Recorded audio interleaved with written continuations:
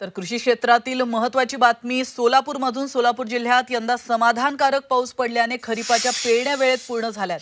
जिल्ह्यातील शेतकऱ्यांनी सोयाबीनला सर्वाधिक पसंती दिली असून जिल्ह्यामध्ये 204% सोयाबीनची पेरणी करण्यात आली आहे। तर नाचणीच्या लागवडीकडे शेतकऱ्यांनी मात्र पाठ फिरवली आहे। तर याविषयीचा थेट शेतकऱ्यांच्या बांधावर जाऊन आढावा घेतलाय आमचे प्रतिनिधी अभिषेक अदेप्पा यांनी। पाहूयात।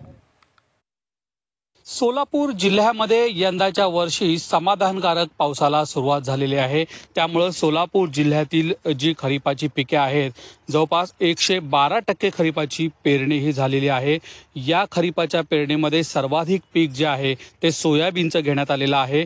जिल्हाभरामध्ये 204% सोयाबीनची पेरणी ही करण्यात आलेली आहे। त्याचप्रमाणे जर भाताचं आपण पाहिलं तर 2 हेक्टरमध्ये भाताची लागवड ही करण्यात आलेली आहे। ज्वारीची 12 हेक्टरमध्ये लागवड करण्यात आलेली आहे। बाजरी 19,316 हेक्टरमध्ये आहे।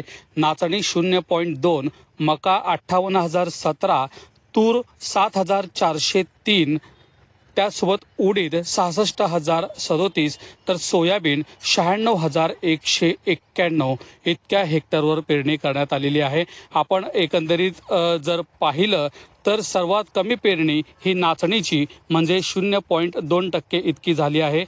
अभिषेक अदेप्पा, झी मीडिया, सोलापूर। आणि आता घेऊयात कृषी क्षेत्रातील बातम्यांचा वेगवान आढावा। अखेर परभणीत जिल्ह्यामध्ये पीक बहरू लागली आहे। तर औंढा नागनाथ तालुक्यामध्ये मृगाच्या पावसाची पेरणी झाली, मात्र मध्यंतरीच्या उघडीपीमुळे पिकांची वाढ खुंटलेली आहे। आता मात्र पिकांना पावसाची गरज असून कोळपणीच्या कामानं वेग घेतला आहे। अकोला जिल्ह्याला पावसानं झोडपलाय, तर चांदूर खडकी या ठिकाणी संततधार पावसामुळे अनेक ठिकाणी शेती पाण्याखाली गेली आहे।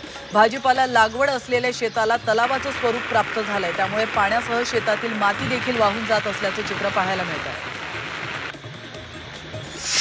पुरेसा पाऊस झाल्यानं पुण्याच्या भोर तालुक्यातील हिरडस या मावळ खोऱ्यामधील गावामध्ये भात लावणीच्या कामांना वेग आलेला आहे। शेतामध्ये चिखल करत शेतकऱ्यांची भात लावणीची लगबग सुरू असल्याचं पाहायला मिळत आहे।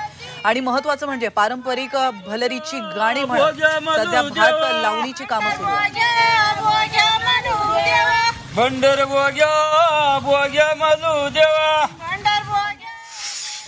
आता बातमी बुलढाण्यामधून। बुलढाणा जिल्ह्यातील खामगाव तालुक्यामध्ये मुसळधार पाऊस बरसतोय, त्यामुळे खामगाव ते नांदुरा शहराचा संपर्क तुटला आहे। बोर्डी नदीला आलेल्या पुराच्या पाण्यामध्ये 4 चाकी वाहन देखील वाहून गेल्याचं पाहायला मिळत आहे। तर पावसामुळे कोरडी पडायला लागलेली धरणं आणि पेरणी झालेल्या पिकांना जीवनदान मिळालं।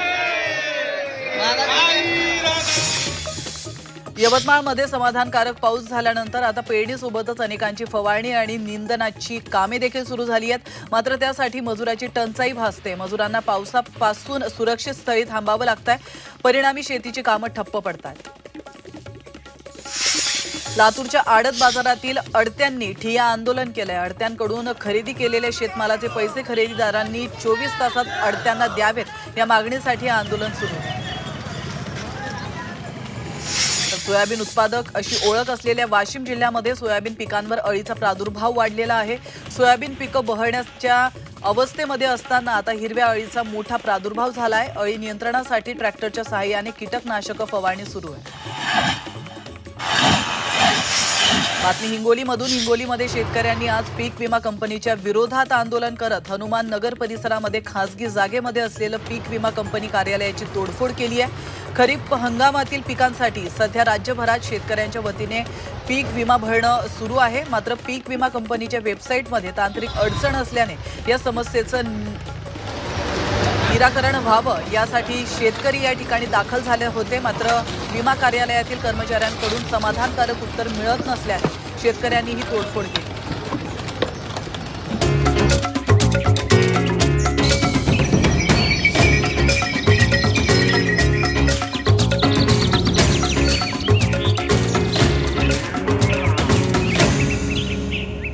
पीक पाणी पॉवर्ड बाय नेचर केअरचे सेंद्रिय खत ग्रीन हार्वेस्ट दाणेदार।